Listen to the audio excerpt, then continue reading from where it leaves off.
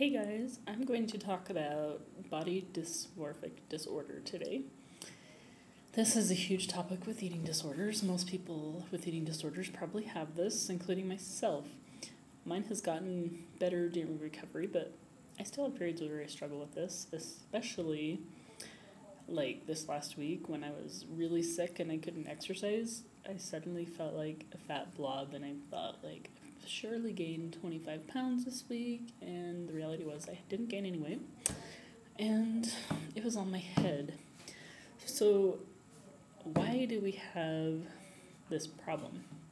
And really, I don't think it's limited to people with eating disorders, because I've interviewed several different people that don't have eating disorders, and most of them have some distorted view of their body, and part of it, I think, is our society and our distorted view of perfection that nobody can reach, because everything that you see on magazine covers, it's all photoshopped, inches taken off here and there, and it's almost like we have the perception that in order to have a perfect body, like, you have to spend thousands of dollars to correct the body that you were born with. And there's something wrong if you can't be okay in the body you were born with. And if everybody has to go through surgery to correct something cosmetically, then that's a problem. I mean, I can see in certain situations where you'd want to do that. For example, my mom one time was in a pretty severe car accident, and her face got severely damaged, and so she had some corrective surgery on her face. In that case, I think it's great that we have the technology. I have a friend that's had a mastectomy, and that can damage your sense of womanhood, and she's been able to have breast implants. And you know what's really cool? Like, when you have a mastectomy, sometimes, like, they totally take the nipple off and everything, so you have, like, no breast. And so when you have a breast implant, you still have no nipple. So even though you have a breast, they have to, like, artificially create a nipple.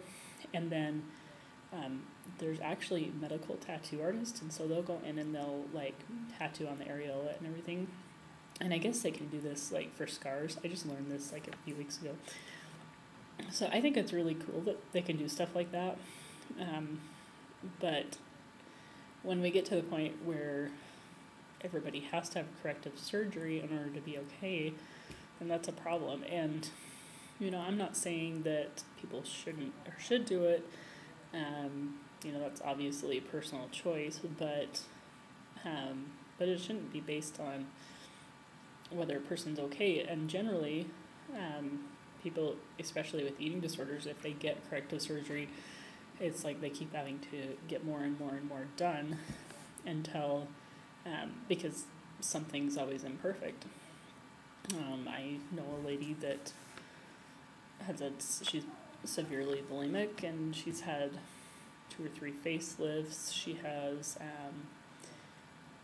what do they call when they weave in, they actually glue hair extensions onto their head, and so, makes your hair thicker. She's had breast implants. She's had, like, everything done. And when I look at her, she just, you can tell, like, she's not an ugly woman.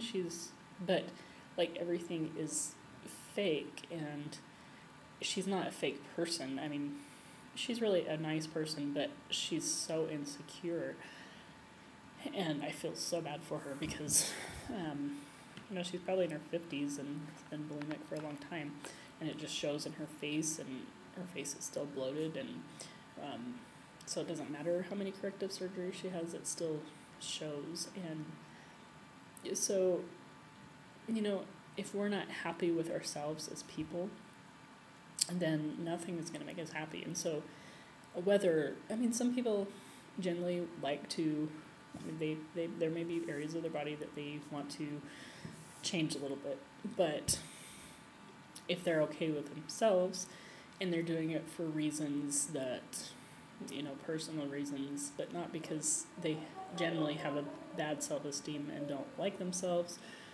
and are eating disordered, then, you know, it may be healthy. You can argue either way. And so I'm not here to argue that, but, you know, we have to look at the reasons and why we have a distorted view of our body. And the more we focus on it, the worse it gets.